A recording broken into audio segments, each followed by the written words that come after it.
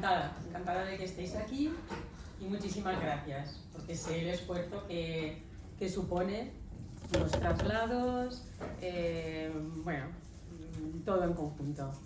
Os agradecemos de verdad que estéis compartiendo esta jornada con nosotras y estamos encantadas de haber podido celebrarlo este año, que algún año hemos tenido que anularlo y este año lo hemos conseguido. Aquí en Sevilla, esta ciudad maravillosa, perdón, que espero que disfrutéis las horas que os dejemos libres. Y bueno, algunos ya nos conocéis, para los que queden por conocernos, somos las 4 personas que formamos la Junta, Merche, que es la secretaria, Esther, vicepresidenta, Suka, tesorera, y una servidora, Asun, que soy la presidenta. Ya sabéis que cumplimos 18 años, o sea, ya somos mayores de edad, y nada, seguiremos adelante mientras podamos. No me voy a extender mucho porque prefiero que sea el doctor Ortiz el que aporte todo lo que nos tiene que enseñar. Y en la carpeta, en las bolsas que os hemos entregado, tenéis el programa con toda la información para que no os perdáis nada. Detrás hay un poquito de información para que vayáis mirando. Y al fondo hay unos boletos, porque se hará una pequeña una tómbola, y lo que se recaude será para añadirlo a lo que se recaudó en el desfile de moda que se hizo en Madrid en marzo. La recaudación de aquel desfile fue íntegra también para la asociación, para algún proyecto de investigación, algún proyecto. Las bases las estamos mirando y elaborando para ponerlas como mucho de tarde a últimos de verano, y a ver si lo podemos hacer durante el año, y si no, pues para primeros del año que viene. Entonces lo que se recaude hoy con esto lo añadiremos también a lo que se recaudó en marzo. Y bueno, no me voy a extender nada más. Sí, el libro. Los libros están allí también, que los podéis adquirir para regalar o bueno, para lo que sea. Nosotras nada más vamos a vender estos de aquí hoy aquí en Sevilla, y después ya no sé si, supongo que los podréis pedir a través de alguna página web, o ya no sé cómo se podrá adquirir. Supongo que habrá otras plataformas. Sí, porque Marisa ya luego Marisa ya os explica. Y nada, yo ahora le doy paso al doctor Ortiz que haga su presentación, y lo que sí que os rogaría, cuando el doctor Ortiz acabe de hacer la presentación, hay un turno de preguntas, y tenemos que ser muy breves, por favor, porque por un asunto familiar se tiene que marchar. Entonces, lo más breve posible para dar la oportunidad, pues, que podáis preguntar a alguna persona más, ¿vale? Pues nada, doctor Ortiz, cuando quiera.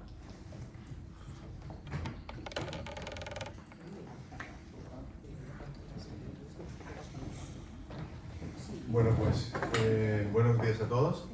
Ante todo, agradecer a la directiva de la asociación que me ha invitado, agradecer personalmente a Esther, que ya nos une algo más que ser paciente y médico, nos une ya una amistad, y eso siempre es muy importante. Y bueno, agradecer que me deis la oportunidad de explicar o dar unos conceptos de algo que para mí ahora mismo estoy casi un poco andando con vosotros, estoy aprendiendo.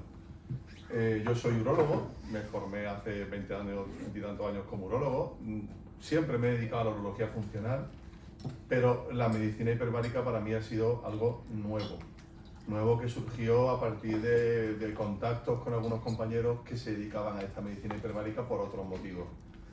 Yo llevo dedicándome a medicina hiperbárica prácticamente 2 años, con lo cual tampoco yo os puedo contar cosas, pero casi lo que más me interesa es lo que vosotros me contáis a mí, porque eso me hace que yo sepa cómo guiar este camino. No hay una carretera que esté hecha, hay un camino que tenemos que andar. Está claro que es una herramienta que ahora veremos que sirve y que nos va a ayudar, pero no está trazado. No es, por ejemplo, como pueden ser otras técnicas o otros tratamientos que son más estándares. Pero bueno, comenzamos de alguna forma, ¿vale? Así que también es muy agradable ver a pacientes tratados por mí aquí y que espero que también ellos puedan dar y aportar su opinión y lo que ellos han, para lo que ellos le han supuesto el tratamiento con oxigenoterapia. Bueno, pues espérate que yo un segundo. Aquí.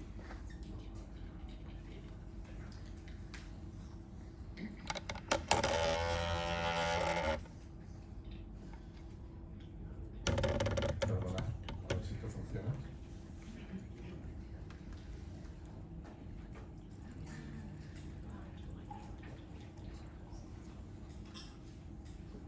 Bueno, ¿qué es la medicina hiperbárica? Bueno, pues la medicina hiperbárica es, la oxigenoterapia hiperbárica se define como la administración de oxígeno con fines terapéuticos a una presión superior a la presión atmosférica. Para su administración es necesario que exista un aparato que se llama cámara hiperbárica y la característica fundamental es que va a existir oxígeno dentro de esa cámara hiperbárica, de ese material, y necesita una presurización. Necesita que ese oxígeno esté a una presión que mínimo está considerado que tiene que ser por encima de 1,6 atas. Perdona. Perfecto. ¿Y qué es lo que vamos a dar? Nosotros vamos a utilizar el oxígeno como un medicamento, ¿vale? El oxígeno, como todos sabéis, es un elemento químico.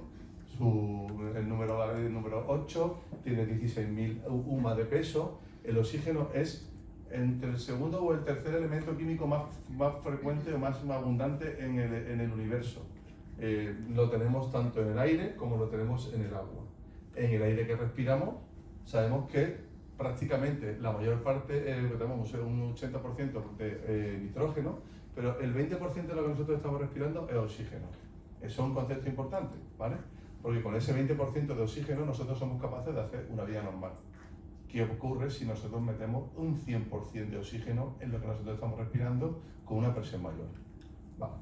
Si vemos el ciclo del oxígeno o el ciclo de la respiración, nosotros respiramos aire que pasa a nuestros pulmones se ventila, se intercambia el oxígeno por el dióxido de carbono y va a través de la circulación, va donde realmente existe el complejo de respiración. La respiración realmente se hace en la célula y ahí es donde entramos cuando hablemos del efecto del oxígeno dentro de la economía humana.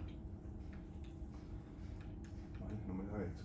Entonces, vamos a administrar oxígeno al 100% dentro de un recinto con una presión mayor de 1,6 atas, alcanzando habitualmente presiones entre 2,2 y 2,7 atas en un tiempo mínimo de 60 minutos y con una repetición de sesiones que dependerá de la patología del paciente. ¿Qué significa esto? Vamos a explicarlo. Significa que la medicina hiperbárica os va a administrar oxígeno dentro de un aparato con una presión el doble de la normal. 2,2 atas significa 2,2 atmósferas. Nosotros habitualmente tenemos una atmósfera encima nuestra, pues si entramos dentro de la cámara hiperbárica vamos a duplicar la presión que hay dentro de nuestra vía respiratoria. Mínimo la duplicamos o la podemos subir hasta un poquito más. Con lo cual vamos a tener una serie de compensaciones que ahora estudiaremos, ¿vale? Y el tiempo mínimo de estancia dentro de la cámara hiperbárica debe ser unos 60 minutos y el número de sesiones que se van a dar para que el tratamiento sea eficaz dependerá de la patología de cada paciente. Esto no me lo sabía utilizar bien. Vale. Bueno, a mí hay una cosa que siempre me llama mucho la atención. ¿Cómo vuela un aparato de esto? Por leyes físicas, ¿vale? Hay una ley física que hace que el avión vuele, ¿vale? Pues de la misma forma hay unas leyes físicas que sustentan el por qué funciona el oxígeno hiperbárico. Pues tiene el principio de Pascal, que la presión se transmite directamente proporcional dependiendo del tamaño donde esté, del alveolo puede pasar, de la cámara puede pasar al alveolo. Está la ley de Boyle-Maillot, que el volumen de un gas si se comprime estamos duplicando su acción del gas. Y tenemos la más importante para nosotros, que es la ley de Henry, que al respirar el oxígeno en un medio hiperbárico produce un aumento progresivo de la presión y hace un aumento, hay un intercambio de gradiente del oxígeno de un lugar de la membrana alveolar adentro del alveolo, dentro del bronquio o dentro del alveolo, porque hay tanta presión de oxígeno en el alveolo que va a difundir ese oxígeno por mecanismos de gravedad. ¿Y qué vamos a hacer si presurizamos? Pues si veis aquí, si nosotros estamos respirando a nivel normal, la presión normal que estamos intercambiando en 1000 mililitros de sangre son 0,3 mililitros de oxígeno, mientras que si acabamos dentro de una cámara hiperbárica estamos metiendo 6,3 mililitros de oxígeno en 100 mililitros de sangre. Estamos multiplicando por 23, entre 23 y 30 veces la cantidad de oxígeno que está llevándose en el torrente circulatorio. ¿Qué ocurre? Bueno, al tener más presión, también el pulmón se puede ver colapsado.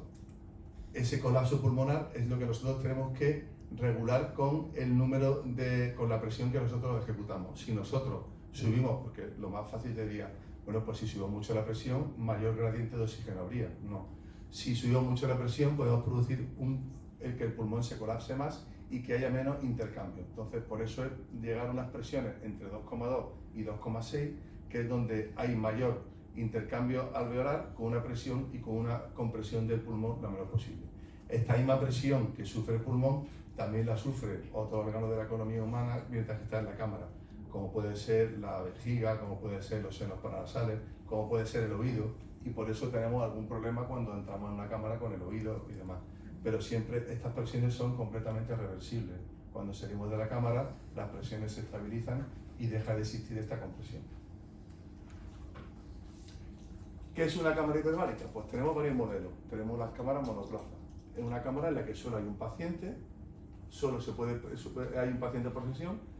Es una cámara donde tú puedes individualizar el tratamiento, de tal forma que puedes poner una presión diferente en cada paciente que vaya a tratar. Y hay varios modelos, hay dos modelos fundamentalmente. Hay un modelo que comprime solo con oxígeno, desde el primer momento estamos respirando oxígeno al 100%, mientras que vamos descendiendo hacia la presión de tratamiento. Descendiendo, decimos, porque de alguna forma nosotros nos apoyamos en la medicina subacuática y a subir el número de presión es lo mismo, es directamente proporcional a si disminuimos en el buceo el número de metros que vamos bajando. Entonces, si nosotros aumentamos un ATA la presión de tratamiento, en vez de estar a un ATA como estamos en la superficie, nos ponemos a 2 ATAs, es lo mismo que si hubierais bajado 10 metros por debajo del nivel del mar. Y con esta cámara monoplaza se puede realmente utilizar esta presión continuamente de oxígeno. También hay otras cámaras monoplaza que comprimen con aire comprimido. ¿Qué hacen? Pues hacen el proceso de presión, lo hacen con aire, de tal forma que el pulmón está colapsado, pero hay un aumento de la presión y la ley de Henry se está cumpliendo, mientras que cuando tú quieres empezar el tratamiento, le colocas al paciente una máscara, y sobre esa máscara respira oxígeno puro. Esto también es lo que se ve habitualmente en las cámaras multiplaza. Bueno, esto es una diapositiva que siempre hay que traer porque no es medicina hiperbárica que en la pierna respire oxígeno. Esto no tiene ningún sentido. O sea, la medicina hiperbárica se basa en que el pulmón es donde se produce el intercambio gaseoso. No hay un gradiente de presión, el oxígeno no está entrando en nuestro cuerpo a través de la piel, entra a través de la vía respiratoria. Pero también existe la veterinaria hiperbárica, o sea, la cámara hiperbárica también sirve para los animales, un poco para que veáis que también puede tener otro mucho uso. Bien, y luego tenemos las cámaras multiplaza. Las cámaras multiplaza son las cámaras que se popularizaron de inicio cuando se comenzó a hablar de la medicina hiperbárica.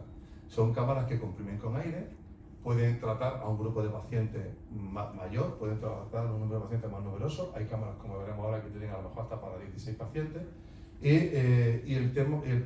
La situación es la siguiente: tienes que bajar a una presión de tratamiento. Evidentemente, una multicámara es más complejo que baje, o es más, hay que estar más tiempo para que llegue a esa presión de tratamiento, y cuando llega a la presión de tratamiento utilizamos el oxígeno para que el paciente se intercambie. Las cámaras multiplaza, como veis aquí, pueden tratar a pacientes que están encamados, pueden tratar a pacientes que están hospitalizados, tienen siempre una parte previa y otra parte interna para poder cambiar y despresurizar en un momento dado, por si hay una necesidad de entrar un médico o un enfermero a hacer un tratamiento. Perdona, que yo no sé más esto muy bien.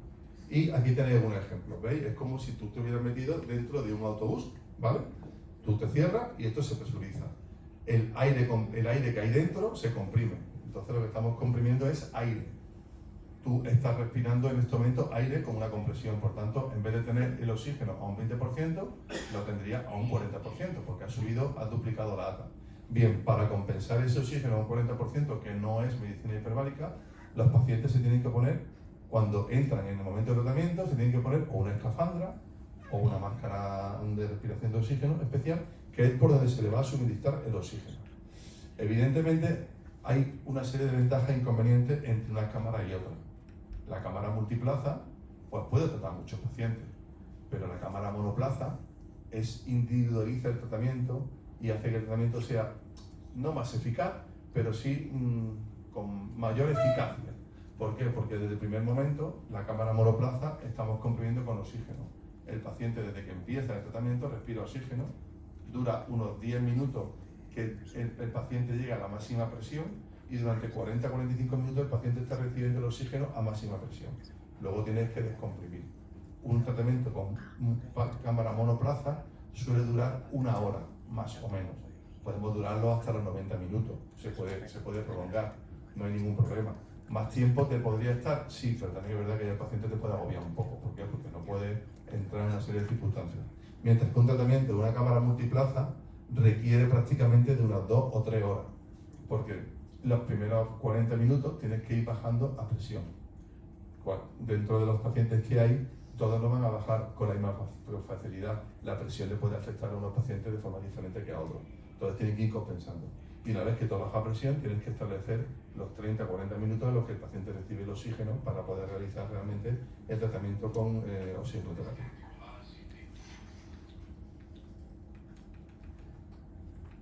Vale. De aquí veis, por ejemplo, esta cámara hiperbárica que tenéis aquí a la izquierda es una de las más modernas que hay, en la que tú entras y ya tienes directamente el compresor arriba. Y aquí os pongo de las más primitivas que existían.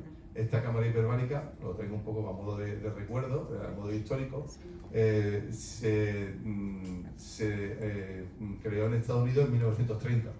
Era un edificio de 8 plantas y había incluso hasta una sección de cámaras para fumadores.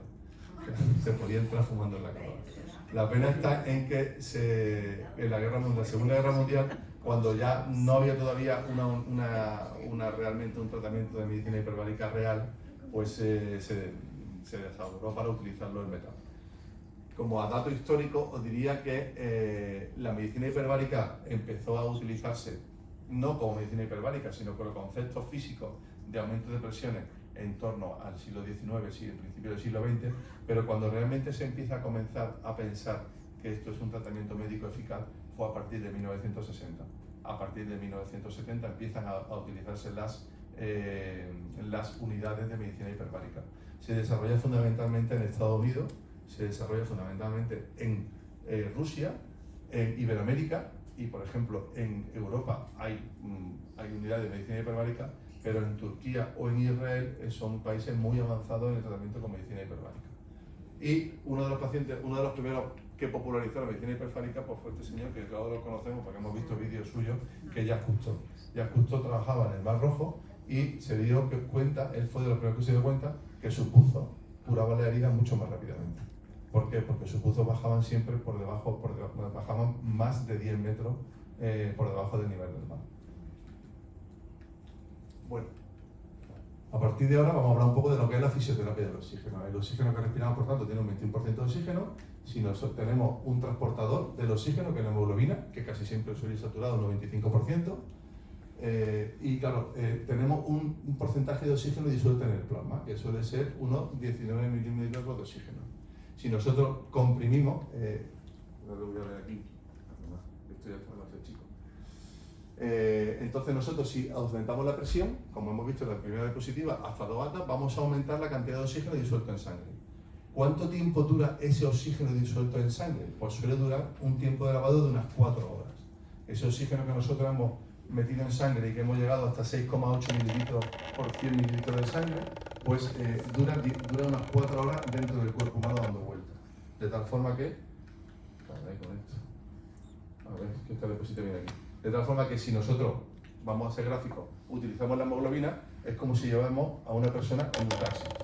Mientras que si nosotros utilizamos medicina hiperbárica, es como si en un autobús lleváramos pues, 300 personas. ¿Qué conviene eso? Pues si el efecto terapéutico, esto es una hemoglobina, una unidad de hemoglobina. Solamente entra un oxígeno en cada unidad de hemoglobina, ¿vale?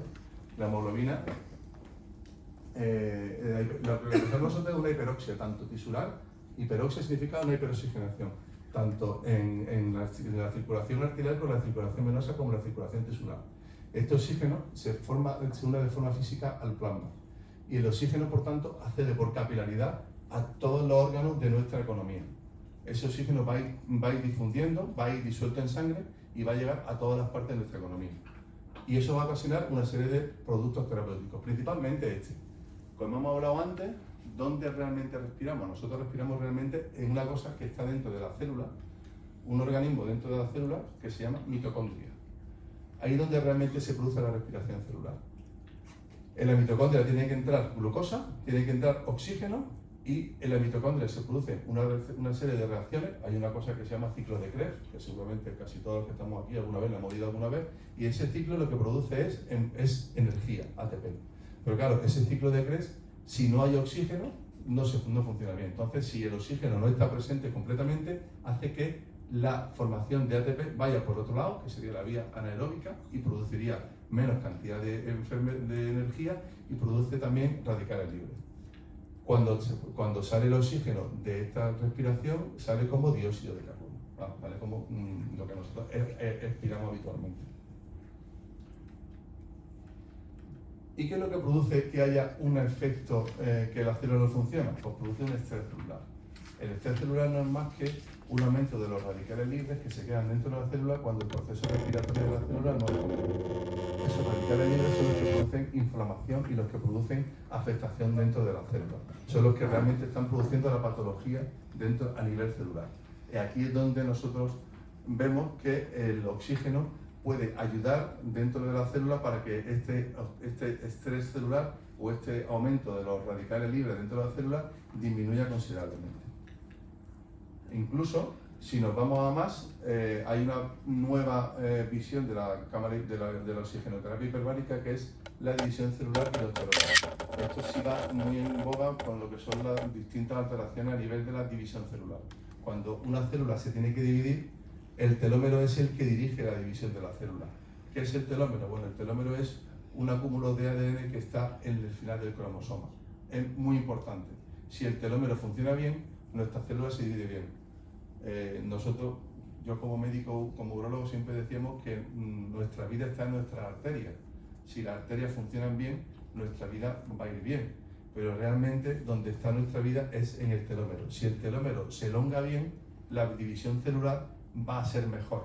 Y si la célula se divide bien, no produce alteraciones en la división celular, que es donde vienen las alteraciones que provocan la enfermedad. Ahí hay mucho que hablar, pero bueno. Es una de las cosas, en los últimos trabajos que se ha visto, es que los pacientes que se someten a tratamientos con oxigenoterapia, la elongación del telómero en la división celular es mejora. Los telómeros son más largos cuando se somete a un tratamiento con medicina hiperbárica. Y como otros efectos fisiológicos, pues hay una activación de la capacidad de fagotizar los patógenos por parte de la célula.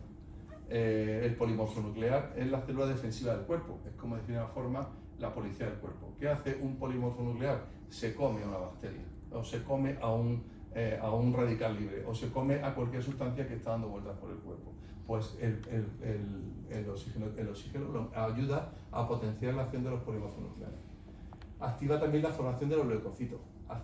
Hay un aumento de la activación de los leucocitos, por lo cual cuando hay dentro de un proceso patológico hay una parte que hay poca hipoxia, en la oxigenoterapia lo que hace es que ese leucocito vaya con más capacidad de entrar dentro de esos territorios donde hay poca capacidad de hipoxia.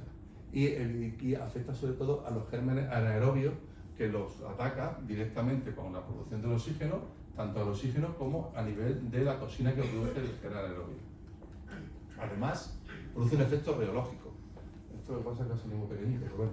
Tiene un efecto reológico. Hace que el vaso sanguíneo tenga más capacidad de pasar, porque tiene más capacidad el grupo la hemoglobina dentro del el glóbulo rojo dentro de la sangre, tiene más capacidad de de poder pasar por sitios estrechos, por partes de la arteria más pequeñas, porque tiene capacidad, que se llama una capacidad de aumento de movilidad reológica.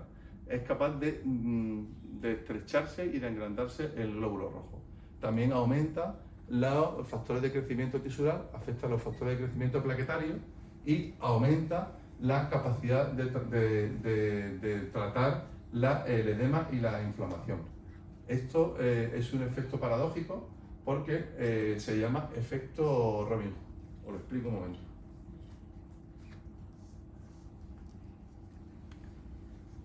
El oxígeno, la hiperoxia, va a producir una vasoconstricción, con lo cual sería contraproducente. Pero hace una vasoconstricción en los territorios donde hay una patología. Por ejemplo, si queremos tratar un edema óseo o queremos tratar una vejiga, esa vasoconstricción va a hacer que el proceso inflamatorio mejore. Pero esa vasoconstricción está en el contexto de una hiperoxia. O sea, al tejido donde se le ha llegado una vasoconstricción se le va a aportar una gran cantidad de oxígeno. Con lo cual el tejido se va a defender porque va a bajar la inflamación, porque hemos conseguido vasoconstricción para que no haya un aumento de flujo dentro de ese tejido, pero además ese tejido está hiperoxigenado, con lo cual va a tratar por sí solo el proceso inflamatorio. Y una vez que hemos visto esto, voy a explicar un poco, no sé si se ha quedado alguna duda, no sé si he explicado un poco bien en dónde está. Por de alguna forma, deciros que el oxígeno lo que provoca es bajada de proceso inflamatorio. El oxígeno, la hiperoxia, lo que provoca es que la economía humana esté hiperoxigenada, todas las células tengan una mayor cantidad de oxígeno dentro de su cuerpo, y ese oxígeno lo que provoca es que baja los procesos inflamatorios. ¿Cómo baja los procesos inflamatorios? Pues afectando sobre los procesos que aumentan el edema y haciendo una vasoconstricción paradójica en los tejidos que están afectos de ese edema. Luego, aparte, tiene también una cosa que es fundamental, que es que tiene un aumento de la posibilidad de proliferación celular, por lo que hemos visto de el aumento de la actividad de los factores de crecimiento y los factores de crecimiento endonuclear. ¿Cómo se llama esto? Se me olvida el nombre siempre. El factor de crecimiento vascular endotelial. Ese factor de crecimiento vascular endotelial hace que haya una nueva formación, una nueva posibilidad de crear vasos nuevos sanguíneos. Teniendo eso, lo que provocamos es disminuimos la inflamación importante, disminuimos o aumentamos el número de posibles nuevos vasos sanguíneos, pero vasos sanguíneos reales y eficaces, no como los vasos sanguíneos que vamos a ver que se producen cuando hay una cistitis. Y esos vasos sanguíneos lo que van a producir es una mayor circulación y un mayor secuestro de los radicales libres, que son los que provocan los procesos inflamatorios en la célula. Y ahora, yéndonos a una segunda parte de la charla, vamos a empezar a hablar lo que se trata realmente de la cistitis intersticial o del dolor pélvico crónico. Dentro de las sociedades internacionales que yo he estado viendo que se dedican a esto, tengo que hablaros de la primera sociedad, que es la NIH. Es el Instituto de la Diabetes y Digestivo y el Instituto Nacional de Diabetes y Enfermedades Digestivas y Renales. ¿Por qué dice esto? Pues porque estos señores, que son un grupo de estudio americanos, fueron los que primero dieron criterios diagnósticos sobre cistitis intersticial. Y ahora veréis qué es lo que ocasionaron ellos. Luego tenemos la Sociedad Internacional de Incontinencia, tenemos la Asociación Europea de Urología y tenemos esta nueva sociedad que se llama, que está un poco más pequeñita, pero se llama, es la Sociedad Internacional para el Estudio del Dolor Pélvico de la Vejiga, que es una sociedad que se crea ahora, como vemos, un poquito más posterior y que es la que cambia un poco el modelo de nombre y de titulación de la enfermedad que estamos hablando. Así un poco, lo que pasa es que no lo vamos a ver bien, la diapositiva no la sabíamos ya. Si hacemos una búsqueda en PubMed con la palabra cistitis intersticial, pues salen casi unas 30.000 estudios en lo último, desde que se publica PubMed. Si hablamos de dolor pélvico crónico, en la misma fecha sale un número muy parecido de estudios. Si combinamos cistitis intersticial y oxigenoterapia hiperbárica, ocurre lo mismo que si combinamos dolor pélvico crónico con oxigenoterapia hiperbárica. ¿Qué quiere decir esto? Pues que hay diferentes estudios que están hablando de la misma enfermedad. Lo que pasa es que no están hablando del mismo término. Uno habla de cistitis intersticial y otro hablan de dolor pélvico crónico. ¿Y cuál es el problema? Pues que, por ejemplo, dentro de la Asociación Europea de Urología, si hablamos de dolor pélvico crónico, y esto son las guías de hace poco, que dicen que la oxigenoterapia hiperbárica no la pueden contemplar como un tratamiento real porque no hay estudios que avalen este tratamiento por el precio que tiene y por la dificultad de crear estudios comparativos. Posiblemente, ¿por qué? Pues porque estamos hablando de muchas diferentes enfermedades, estamos hablando de diferentes términos con una misma enfermedad. Para ello, aquí vemos, por ejemplo, los criterios clásicos que definen la cistitis intersticial, pues tenían que tener como un criterio básico, tenías que tener glomérulos en 3 cuadrantes, en mínimo 3 glomérulos en 10 cuadrantes de la vejiga, tenías que tener úlcera de Hunner, tenías que tener un dolor asociado a la vejiga y tenías que tener urgencia. Y luego había, por desgracia, que es donde está el problema, una cantidad enorme de criterios de exclusión. Por ejemplo, si tenías contracciones no inhibidas en un estudio aerodinámico, ya te excluían esto, ¿vale? Entonces decía, bueno, aquí el problema está que cuando tú te dedicabas a esto y hablabas hace 15 años y hablabas de cistitis intersticial, era una enfermedad que nosotros llamábamos como de cajón desastre, porque era muy difícil etiquetar a un paciente de cistitis intersticial como tal, porque tenía unos condicionamientos muy específicos. Vale, pues aquí es donde aparece el cambio.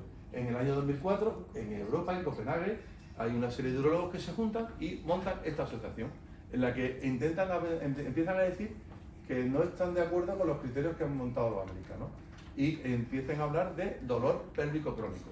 Y lo que ellos quieren es que poco a poco se vaya proponiendo un cambio en el nomenclator de esta patología, para que de pasar de llamarse cistitis intersticial, aunque ellos lo denominan al principio, se denominan como la Asociación Europea del dolor de la vejiga y de la cistitis intersticial, lo que quieren hacer es que este nombre vaya migrando al de dolor pélvico crónico. ¿Por qué? Porque va a ampliar sus número de pacientes, o van a ampliar o van a facilitar para que un paciente tenga un nombre y un diagnóstico real, sin la exclusión que tenía con los criterios de la Asociación Americana de la Diabetes. Por tanto, en el año 2007 crean un primer consenso con criterios de clasificación y el nomenclator para cistitis intersticial y dolor pélvico crónico. Y luego ellos, en esta misma publicación, lo que te dicen es que lo que tenemos que intentar es ir migrando la nomenclatura de una parte a otra. Y lo que hacen es que dejan unos criterios diagnósticos mucho más claros. 6 meses de dolor pélvico, presión o disconfort en la zona vesical o en la zona pélvica, y que se acompaña de al menos uno de los siguientes componentes urinarios: urgencia, disminución de vaciado o aumento de frecuencia.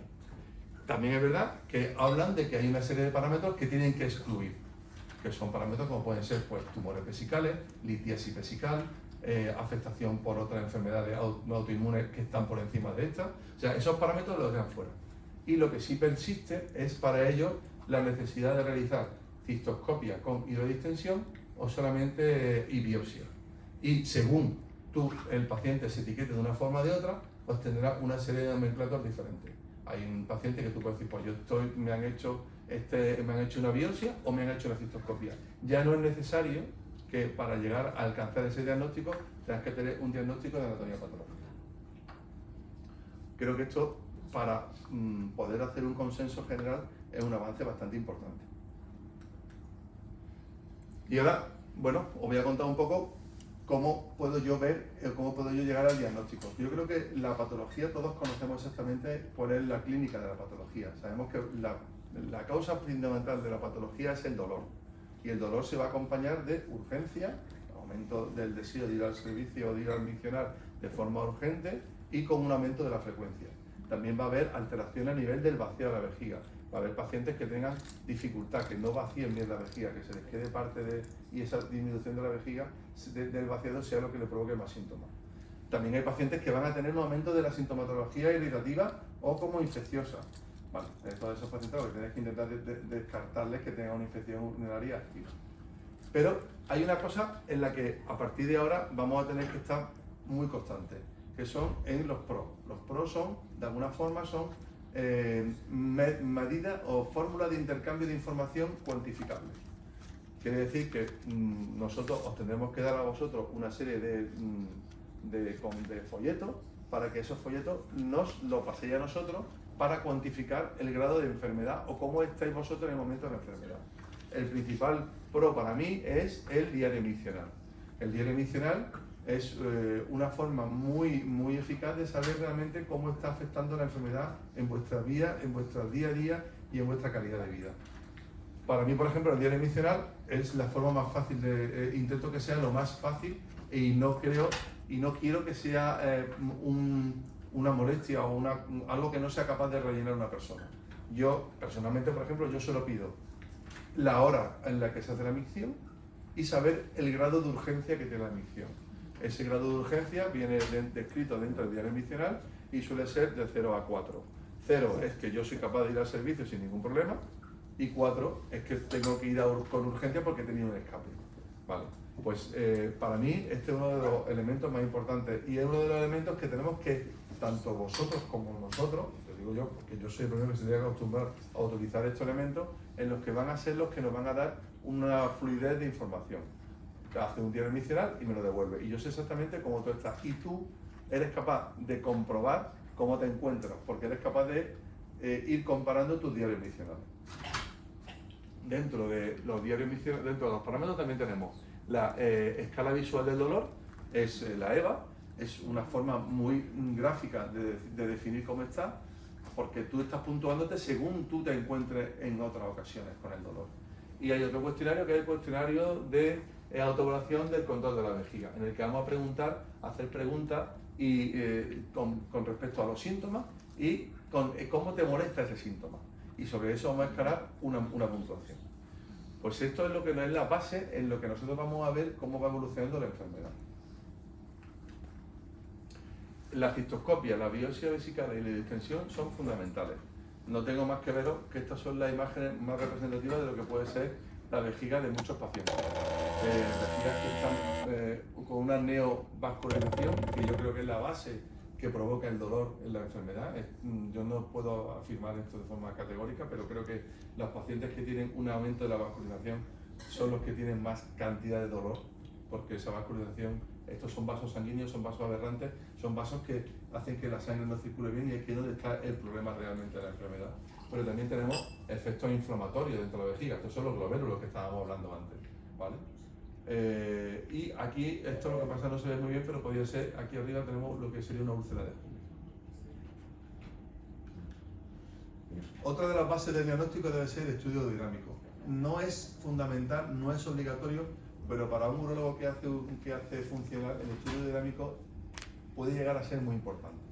¿Por qué? Porque en el estudio dinámico vamos a ver la capacidad flujométrica del paciente, en la fase de llenado queremos ver realmente, hay que cuantificar ese deseo miccional que tenéis y tenemos que cuantificar de alguna forma cuál es el volumen o la capacidad máxima de la vejiga, porque dependiendo de ese parámetro vamos a decidir o no actuar o hacer alguna intervención quirúrgica o una intervención previa a tratamiento.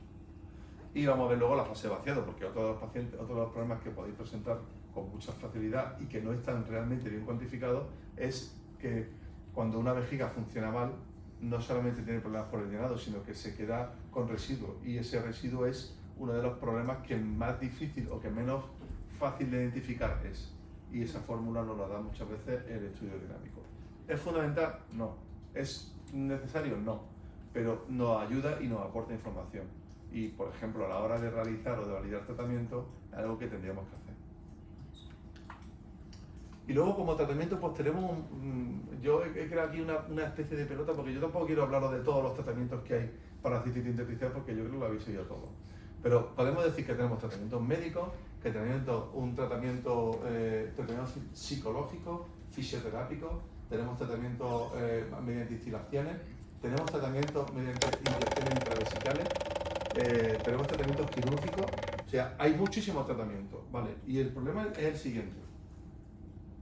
¿Cómo establezco un plan para tratar a los pacientes con una cistitis intersticial o con un síndrome de dolor pélvico crónico? Vamos a hablar ya de una forma más clara, ¿vale? Pues tenemos dos opciones y yo es de las cosas que siempre intento transmitir a mis pacientes.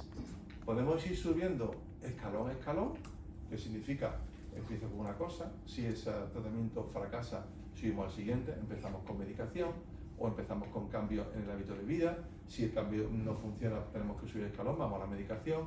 Si la medicación no funciona, pues subimos el escalón, vamos a subir a la instilación intravesical. Si la instilación intravesical no funciona, pasamos a la inyección intravesical clínica. Y si eso no funciona, ¿qué hacemos? Llamar. O directamente nos vamos y atacamos con toda la arma. Quiere decir que a la misma paciente le hacemos de todo. Realmente, ni una cosa ni otra creo que sean las correctas. Yo creo que en cada paciente tenéis que hacer una cosa que es individualizar. No podéis pensar que todos vamos a llevar el mismo tratamiento. Esto no es la receta de yo voy por aquí y tú vas por aquí. Creo que cada paciente es un mundo y cada paciente necesita individualizar ese tratamiento. Perdón. Ya me he hecho. Vale. ¿Y cuál es la experiencia que tenemos nosotros? Fíjate que yo lo que he puesto ha sido experiencia como HB en cistopatía inflamatoria. ¿Por qué? Pues porque yo, bueno, de aquí hay muchos pacientes míos.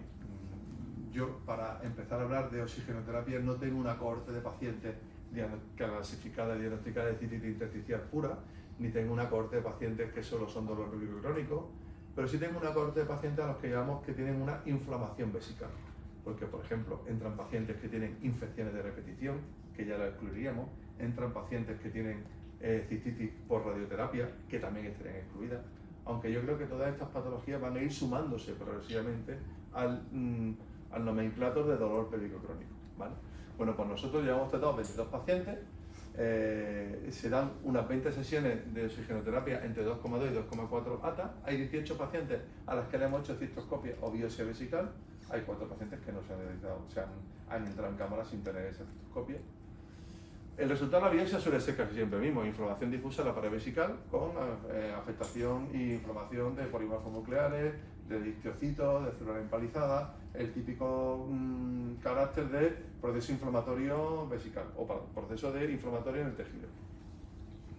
Y hemos acompañado una distensión vesical bajo anestesia en 6 pacientes, previa a ese tratamiento.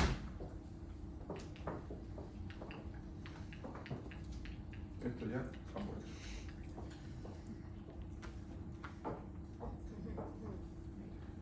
¿Qué hablamos?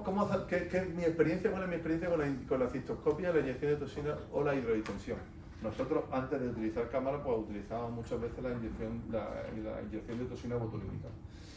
Realmente es muy complicado. Tú, a un paciente que tiene esta vejiga, como le haga una hidrodistensión, no le puedes pinchar botas, porque es imposible, ¿no? Cuando hace una hidroextensión de esta vejiga, la vejiga sangra, la vejiga empieza a tener una hematuria y tú no puedes pinchar bota. Entonces, hacer un triplete es prácticamente muy complejo. De hecho, yo lo he conseguido muy pocas veces y no lo recomiendo a mis pacientes. Y también es verdad que tenemos una realidad. Desde que hemos comenzado a tratar con oxigenoterapia, pues estamos haciendo menos instilaciones de toxina botulínica, porque a fin de cuentas nos hemos dado cuenta que sustituye una cosa por otra. Y también es verdad que con lo que viene después, cuanto menos pinchemos a la vejiga de formas no útil, es mejor para todos. Porque, ya os digo, la mejoría que nosotros hemos visto es una mejoría clínica, porque no podemos hablar de una mejoría cuantificable por un estudio prospectivo, porque todavía no se ha hecho, no tenemos todavía una N suficiente y no tenemos un número suficiente de casos para decir que hemos demostrado clínicamente que hay una mejoría clínica. Y mejora fundamentalmente con la cámara hiperbárica. Los pacientes que hemos tratado, lo que mejora es el dolor. En el dolor, ahí tenemos una clara disminución en la escala. Luego, en los síntomas de llenado y de vaciado, tenemos una mejora en el llenado vesical, tenemos una mejora en la frecuencia de ir al servicio, pero no encontramos una mejoría en la urgencia. La urgencia, ese momento en el que el paciente decide que tiene que ir al servicio porque no da tiempo, porque ha desencadenado el proceso de vaciado, hemos visto que la cámara no termina de mejorarlo. Pero si conseguimos mejorar la frecuencia, podemos tratar la urgencia de otra forma. Mejorar los pacientes con infección urinaria, eso es fundamental. Mejora la sintomatología de la infección urinaria. Mejorando la sintomatología, aunque tengamos cultivos positivos, quizá disminuimos el número de antibióticos que le tenemos que dar al paciente, porque también sabemos que hoy día no debemos tratar infecciones urinarias que sean asintomáticas y que tengan un cultivo de germen que podemos considerar como un común.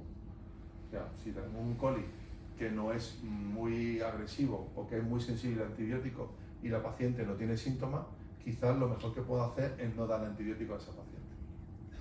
Y luego, en pacientes que han entrado con hematuria, la hematuria posterior, el sangrado o esa orina con agua de lavar carne, esa orina que tú ves patológica, esa orina que te produce un coágulo, eso mejora de forma fundamental. Y yo creo que lo mejora tanto el dolor con la hematuria, por lo que hemos hablado, porque mejora el vaso sanguíneo.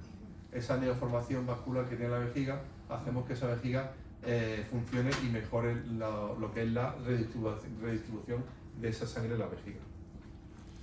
Y claro, aquí lo más difícil es cómo establecer un plan terapéutico, que creo que es lo más útil. Entonces yo, evidentemente, mantendría siempre las medidas higiénico-dietéticas, creo que es la base de un tratamiento, de comenzar un tratamiento.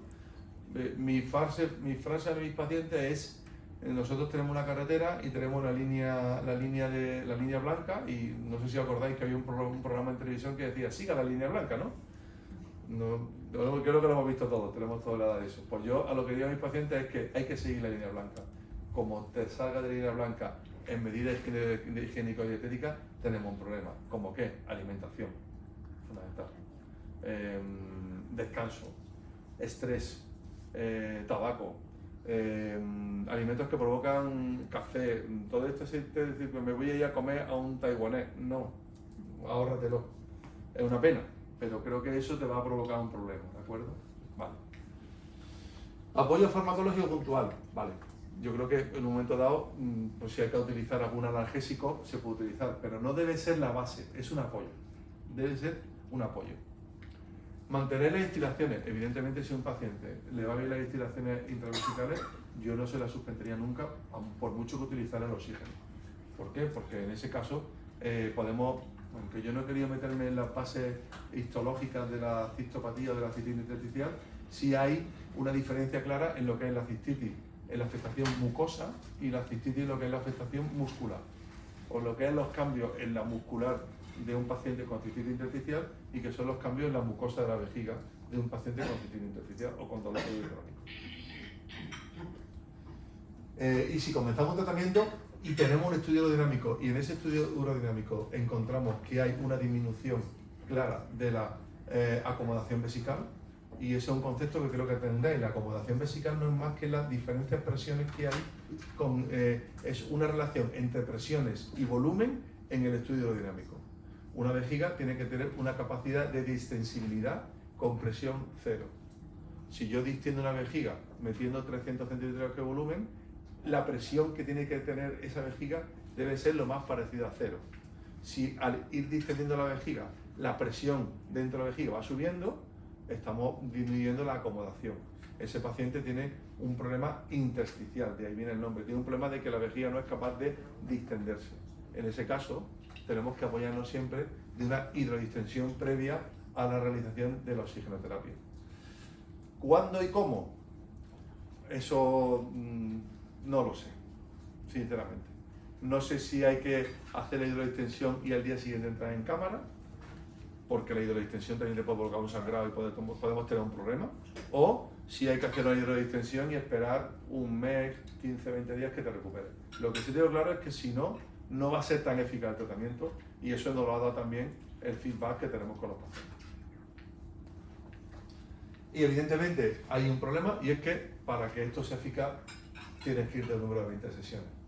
¿Por qué ponemos 20 sesiones? Porque es lo que yo personalmente he visto que está publicado en estudios. Menos de 20 sesiones, la hiperoxia que tenemos que utilizar para que la célula de la vejiga baje la inflamación posiblemente no sea suficiente. La cámara hiperbárica, veréis que hay gente que se trata con 5. ¿A mí me han dado 5 sesiones? Sí. Si yo quiero tratar, por ejemplo, un paciente postquirúrgico porque la pared abdominal no me está cerrando bien, le voy a dar 5 sesiones. Con 5 sesiones va estupendamente. Si viene un paciente porque ha tenido una distensión del gemelo porque tiene una pequeña rotura fibrilar y quiere recuperarse antes, con 3 sesiones es suficiente. Pero para llegar a donde nosotros queremos llegar, para llegar a ese vaso sanguíneo aberrante, para eso necesitamos mínimo 20 sesiones. Y otra de las cosas que no tenemos claras, que yo no tengo claras y que creo que tendríamos que empezar a ver, es el mantenimiento. ¿Cómo hacemos un mantenimiento después? Si damos 20 sesiones, ¿qué hago? ¿Espero 3 meses y doy 5? Si está bien, espero 6 meses y cuando vemos, porque vemos que habitualmente a los 6 meses el dolor empieza a aumentar, damos una sesión corta de 5 sesiones a ver si mejora. No lo sé. El feedback que me decía es que a algunos pacientes le ha ido bien, le ha mantenido, pero a otros no. Yo, con lo que he visto, casi prefiero, porque por desgracia, y esto es una cosa que no hemos dicho, pero es una cosa que hay que tener clara, el oxígeno no cura el problema que tiene el paciente, no lo cura, el oxígeno lo modula, pero no lo cura. Yo casi esperaría a ir entrando en un modelo de fracaso, de ir hundiendo, antes de llegar a hundir, repetir 20 sesiones. O sea, dar 20 sesiones, esperar el tiempo suficiente para que el paciente esté lo mejor posible. Evidentemente mínimo tiene que ser de 4 o 5 o 6 meses, porque si no, esto no está siendo eficaz. O sea, si nosotros tratamos a un paciente con cámara hiperbárica y a los 3 meses viene y me dice, a mí me vuelve a doler igual, la cámara no ha sido eficaz para ese paciente. Tú tienes que tener un beneficio mínimo de 6 meses para que tú puedas decir la cámara ha sido eficaz por ese paciente. Entonces yo creo que realmente iríamos a repetir otra vez tratamiento, más que mantenimiento. El mantenimiento no lo veo muy claro. ¿Y qué puede haber de nuevo? Bueno, yo trato cámara hiperbárica, pero yo no trato solo cámara hiperbárica. Yo creo que lo que viene de nuevo ya es, lo tenemos aquí, es la terapia regenerativa. Vamos a intentar regenerar la vejiga. Y la primera terapia regenerativa son los factores de crecimiento plaquetarios. Evidentemente, eso está ahí. Los resultados que nos están dando son muy buenos. El único problema que tiene es que hay que volver a agredir a la vejiga. Y agredir a la vejiga es pinchar en la vejiga. Y por lo que he visto, lo que he leído y por lo que vienen en los protocolos, hay que pinchar en la vejiga muchas veces. Bueno, habrá que ver cómo va. La punción en la vejiga no deja de producir también una pequeña cicatriz, ¿vale? Y luego hay una cosa que será lo que realmente venga en el futuro, que será el cultivo de tejidos celulares. ¿Qué os puedo contar del cultivo de tejidos celulares? Pues que las células madre son las que nos van a ayudar en todo esto. La cámara hiperbárica también activa las células madre, pero eso ya viene por otro lado. Pero el que nosotros seamos capaces de cultivar tejido de vejiga, tejido de trusor, y luego seamos capaces de introducir ese tejido de trusor en la vejiga de un paciente con un dolor pélvico crónico, posiblemente sea donde encontremos una visión no a la cura, pero sí a la estabilización de la enfermedad. Y muchas gracias.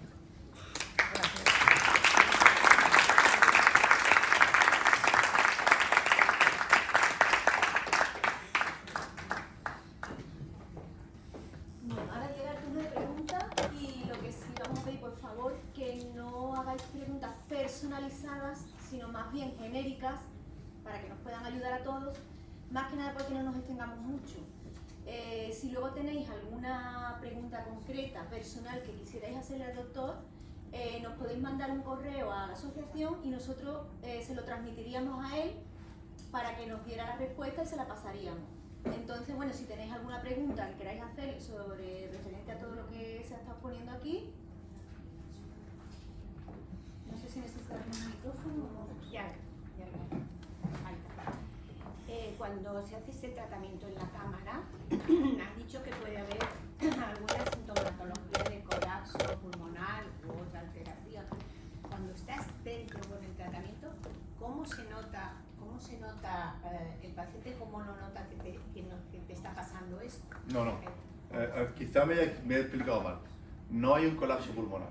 No. Lo que pasa es que nosotros, la presión de tratamiento, lo que nos provoca la presión de tratamiento es un colapso pulmonar o un colapso de órganos huecos controlado, ¿vale? Entonces, si tú estás a una atmósfera de presión tu pulmón se está expandiendo y se está contrayendo para respirar. Si yo te meto a 2 atmósferas de presión, pues tu pulmón, que es un órgano elástico que tiene una cosa que se llama surfactante, que es lo que hace que el pulmón se distienda y se contraiga, está recibiendo una presión mucho mayor. Por tanto, no tiene esa capacidad de distensión, porque tiene presión dentro. Vale, lo que no podemos ponerte es a 5 batas de presión, porque entonces el pulmón se nos colapsa completamente. Pero sabemos que entre 2,2 y 2,4 batas es lo justo para que el pulmón se colapse un poco, pero la capacidad de intercambio con el alveolo sea tremenda. O sea, tú no vas a tener ningún problema cuando te metes ningún tipo de cámara, si tú no tienes una patología respiratoria previa, en la sensación de ahogo o en la sensación de no poder respirar. No, eso no me explica bien. Y ya muy rápido. Y entiendo que aparte del tratamiento de vejiga, este sistema funciona también para otras patologías, claro. Dolores, por inflamación. La cámara hiperbárica funciona fundamentalmente para procesos inflamatorios, procesos infecciosos y procesos reparativos. Es donde actúa. Si tienes, por ejemplo, una alteración a nivel de una herida quirúrgica, un pie diabético, tiene una úlcera porque tiene un pie diabético, pues la cámara te va a ayudar a que cicatrice mucho más rápido esa úlcera, porque va a generar una neovascularización, va a quitar proceso inflamatorio y va a ayudar a que el antibiótico o incluso la misma cámara va a disminuir el número de bacterias dentro de la úlcera, por ejemplo. Si hablamos de síndrome de sensibilidad central, fibromialgia, que suele ser algo que suele venir acompañado a vuestra patología, ahí nos tenemos que ir a lo que hemos hablado de la respiración celular. ¿Qué pasa? Pues que fundamentalmente la cámara lo que te quita son radicales libres. La cámara lo que hace es que tu célula respire mucho mejor. Y la cámara lo que hace es que tu oxidación disminuya. Y eso va a hacer que tu proceso de sensibilidad central mejore. Muchas gracias.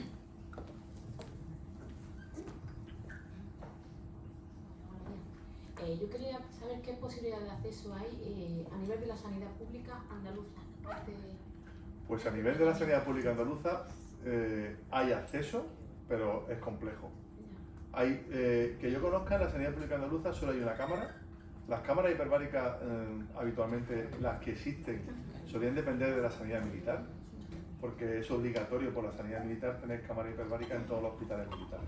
Entonces nosotros ya solo nos queda un hospital militar, que es el de San Carlos, en Cádiz, que no pertenece ya a la militar, pero lo único que pertenece al militar dentro de ese hospital es la cámara hiperbárica. Yo he hecho las prácticas en esa cámara, tú puedes acceder a esa cámara, pero tienes que tener un especialista que justifique por qué va a entrar en esa cámara, se manda a dirección gerencia del hospital y ese es el que te autoriza o no te autoriza. Evidentemente tienes que irte a San Fernando. Es una multicámara y es la mañana entera allí. A nivel privado sí que he visto que hay acceso a ello, pero por ejemplo en Granada en concreto ni siquiera es con la especialidad de urología o crónico. Vamos a ver, aquí hay un problema y es un problema real. La cámara hiperbárica tiene dos grandes problemas. No hay ninguna especialidad que la asuma como suya. Eso creo que es el gran problema. Tiene que crearse una especialidad dentro del mundo de las especialidades médicas que sea la medicina hiperbárica.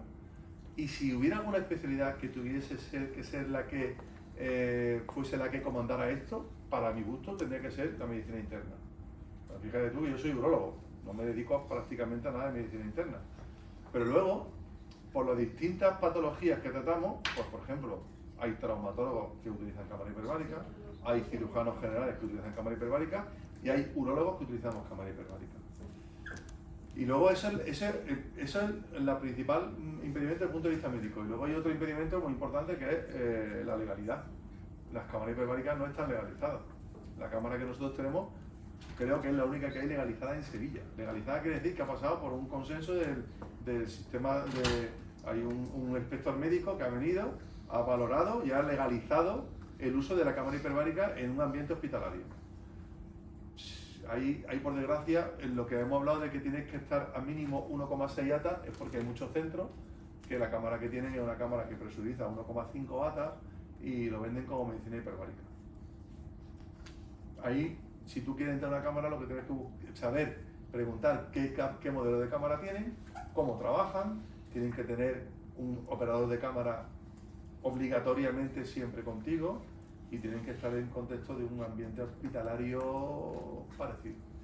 Esos son los mínimos requisitos que tienen que tener. Y luego tiene que haber un médico que te valore antes y que vea cómo te vas sentando el tratamiento.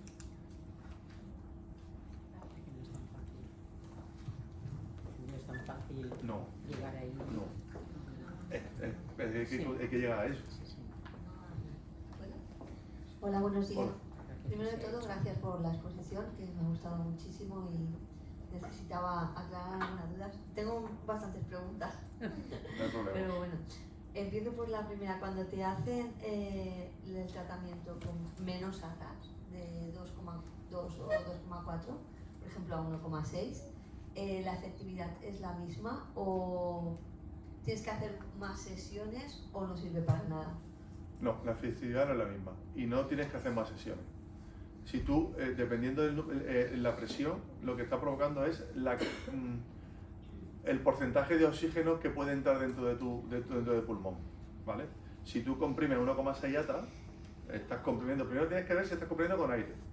Si comprimes con aire, a 1,6 ATA, y tú luego pones oxígeno por cámara, el intercambio va a ser menor, porque no tiene una gran presión, no se cumple la ley de Henry.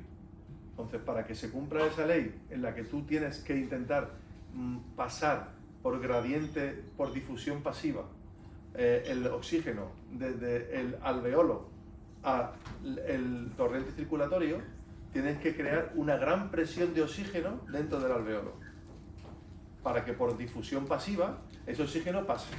El oxígeno, como he explicado antes, el ejemplo que he puesto del taxi, va disuelto en una cosa que se llama hemoglobina, ¿vale? La hemoglobina nosotros respirando normalmente la saturamos a un 98%. Quiere decir que la hemoglobina de tu cuerpo va siempre un taxista ese era el objetivo de esa diapositiva, era ese. El taxista es la hemoglobina que transporta el oxígeno, que es un pasajero, ¿vale?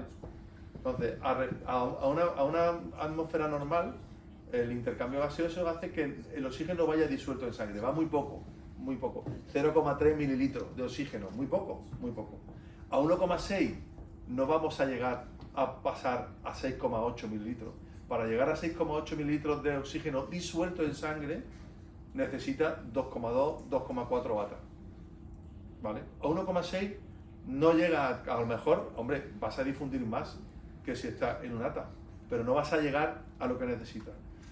Y el problema está en que tú, por mucho que perpetúes las sesiones, no vas a mejorar, porque tú lo que tienes que hacer es que ese oxígeno, esa hiperoxia, llegue a los tejidos que son deficitarios, a la vejiga. Entonces, lo que no puedes estar es continuamente llegando, pero no quedándote a la puerta. No, tú tienes que dar 20 sesiones, que esas 20 sesiones te lleguen al tejido. ¿Por qué? Porque cuando tú pasas las 4 primeras horas después de una cámara hiperbárica, tu oxígeno en sangre ha desaparecido, se ha disuelto, ¿vale? Sí, esa era otra pregunta, que habías dicho que estaba 4 horas en sangre y Sí. luego se disuelve. Se disuelve y tú ya tienes tu oxígeno normal. Pero durante esas 4 horas es como, vamos a ver, ejemplo, tú te tomas un paracetamol, ¿vale? El paracetamol va, te lo tomas, se disuelve, pero te duele la cabeza. Pero el paracetamol va a todo el cuerpo, ¿me entiendes?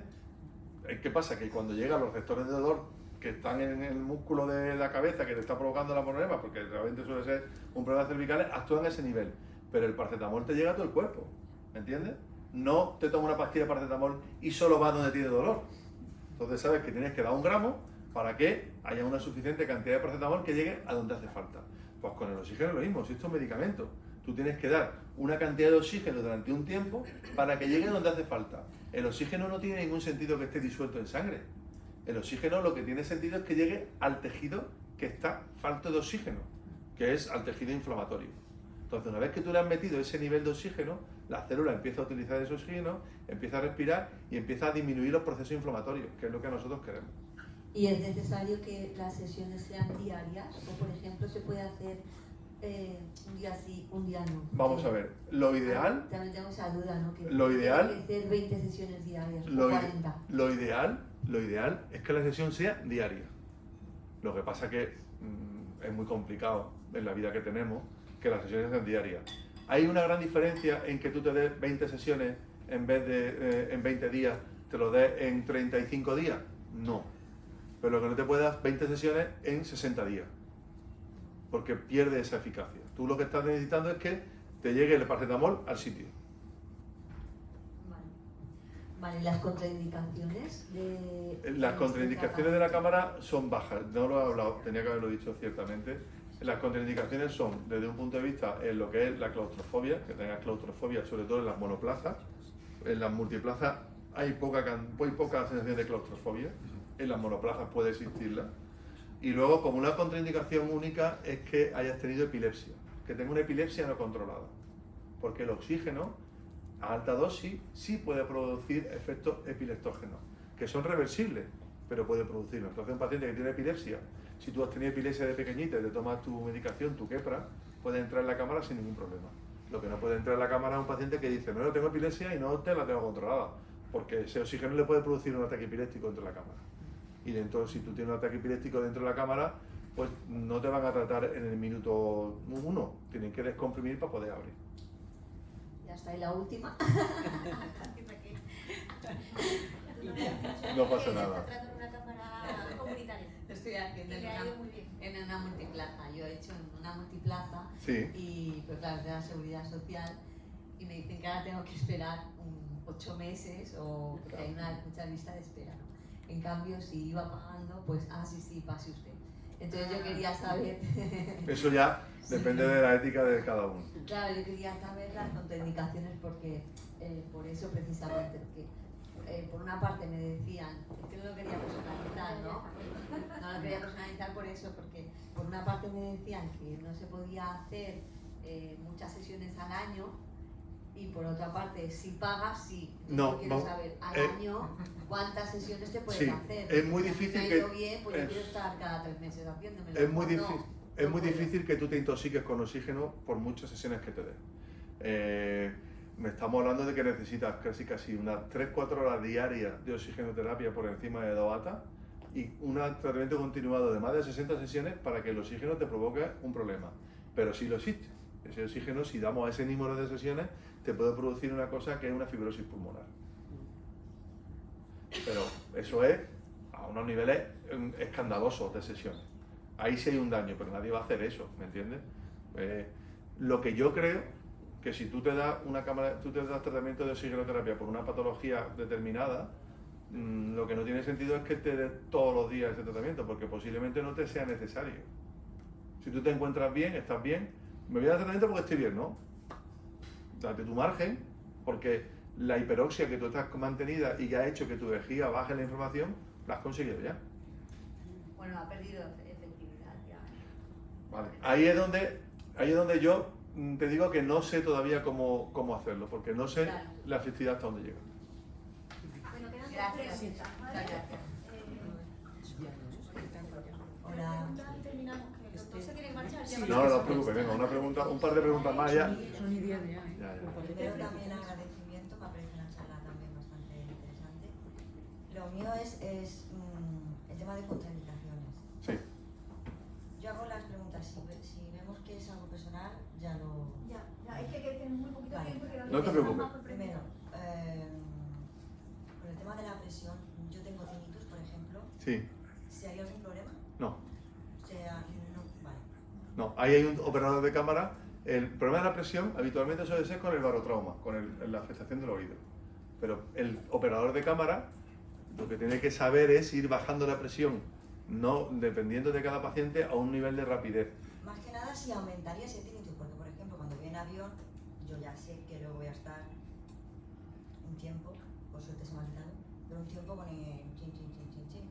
Entonces a eso me refiero. No, no tiene por qué. Centrando- No tiene por qué. Eso dependerá de las primeras sesiones como tú te encuentres. Vale. La otra pregunta no sé si es muy personalizada, pero bueno. Ha comentado que va muy bien para el tema de la, obviamente, como es vascularización de la vejiga. Yo tengo otra patología, no sé si la conoces, síndromes compresivasculares, normalmente, bueno, que son compresiones de venas y arterias. Entonces, ¿sería indicado también para...? Bueno, hasta que la cámara tiene un beneficio reológico. Mejora la viscosidad sanguínea. Ya. Hace que el hematíe tenga más facilidad de cambiar de morfología. pues posiblemente sí te mejoraría. Vale. Ya está. Ya no está contraindicado lo que querías. No he tenido contraindicación por eso. Vale.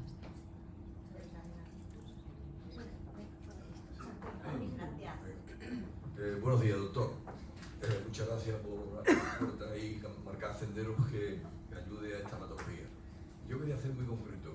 He querido interpretar que antes de ir a la cámara hiperbárica hay que hacer hidrodistensión de la vejiga. Depende. Si tiene un síndrome pélvico crónico, necesita un diagnóstico de un urólogo, unidad del dolor o un médico que lo lleve, ¿vale?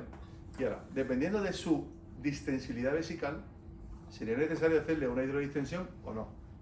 Si nosotros vemos que su distensilidad vesical no es patológica, por un estudio aerodinámico o por una ecografía y una flujometría combinada, y usted tiene una distensilidad vesical que no provoca una dificultad de la distensilidad de la vejiga, no hay una alteración en la acomodación, no sería necesario la hidrodistensión. Lo que pasa es que un paciente que tenga una cistitis intersticial y que tenga dificultad para poder distender la vejiga, lo que no tiene sentido es que se dé cámara exclusivamente por darse la cámara. Hemos visto que es más útil hacer una hidrodistensión y luego pasar a darse la cámara. Luego, sin lugar a dudas, esto es mejor hacerlo bajo los auspicios de un urólogo, ¿verdad? Evidentemente. Sí, ¿verdad? O de un especialista. Porque el síndrome pélvico crónico lo puede ver un urólogo, lo puede ver un internista, lo puede ver un especialista en unidad del dolor, un anestesista, lo puede ver un ginecólogo, una ginecóloga, o un urólogo que se dedique, porque lo que tiene que tener claro es que un especialista tiene que regir esto. Y en cuestión de vejiga, el que mejor rige esto es el urólogo. Bueno, obviamente, después de 30 años, a mi mujer lo han visto en infinidad de especialistas, pero en fin, ya me quedo con esta información. Muchas gracias. Venga, perfecto. Bueno, por aquí la última pregunta. Bueno, la última la voy a hacer yo cuando ya termine toda la Bueno, yo no, muchas gracias por la charla. Nada, sí. Preguntarte si has visto unos últimos estudios que hay sobre mastocitos residentes en vejiga y si en la biopsia se podría pedir a la anatomía patológica que se midieran los mastocitos. Se puede. Y se pide. No se pide habitualmente. Es que, Algunas veces nos da el patólogo, nos da esa información. Es un reactante inflamatorio. claro, por eso no, por utilizar cromoglicato como tratamiento. Eso de ahí no tengo experiencia en eso. ¿Qué tratamiento ha dicho, perdón? Cromoglicato, por si hay un síndrome de activación mastocitaria, una mastocitosis con mastocitos residentes en la vejiga. Que ahí estamos hablando. Últimamente estudios que se ve que se pide histamina en orina, entonces Es que entonces estamos ahí, y eso es la raíz de esta enfermedad. Yo soy urólogo, eso no lo puedo perder nunca de vista. Y yo no lo puedo perder de vista porque sé cuál es mi límite. Mi límite está en que yo me dedico a la cirugía y al tratamiento de patologías urológicas. Tú estás ya relacionando la citopatía inflamatoria con un complejo inmunohistoquímico a nivel central. Yo no tengo ciencia para eso. Es que yo creo que sería muy importante un equipo multidisciplinar para eso. En eso estoy Porque si completamente, no, nos quedamos con... en eso estoy completamente de acuerdo. Completamente de acuerdo. ¿Por qué? Porque, como yo he explicado, yo no curo, ayudo, trato, mejoro. Eso tampoco cura. Bueno, pero si tú eres capaz de bajar la histamina del paciente, yo por ejemplo yo tengo unos compañeros internistas que sí hacen eso. Entonces, tenemos una especie de equipo multidisciplinar. Pero yo personalmente no llego a eso. Pero en la biopsia sí, a lo mejor se podía pedir que se hiciera un estudio de mastocitos, que tiene que ser específico. Una biopsia normal no te lo va a dar. A lo mejor hay algún patólogo que te puede dar, pero sí es verdad que pues tienes que ver ese estudio porque tienes que cambiar. Ahí entra el cambio de alimentación, entra otro tipo de medicamentos para poder realizar eso.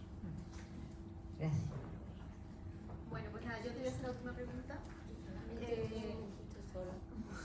Aunque estamos aquí tratando la cistitis, ya que es urólogo, mi pregunta es, ¿serviría la cámara también para procesos de próstata No es, la cámara hiperbárica sí puede servir, lo que pasa que no, dentro de las sociedades internacionales que rigen, no está valorada.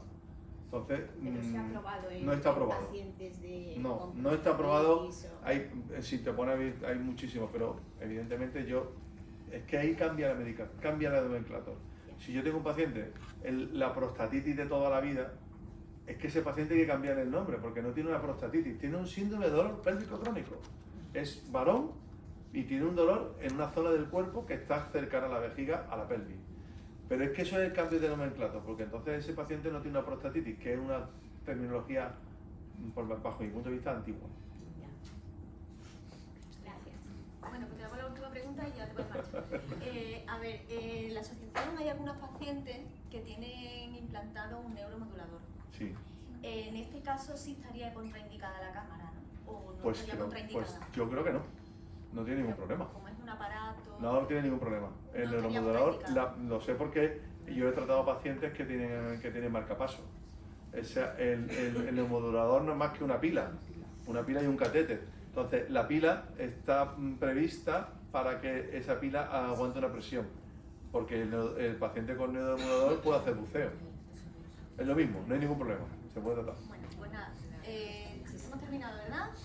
Sí. Más que nada Muy que bien. estoy sufriendo que este hombre se tiene que marchar. ¿No? Muchas gracias, de verdad.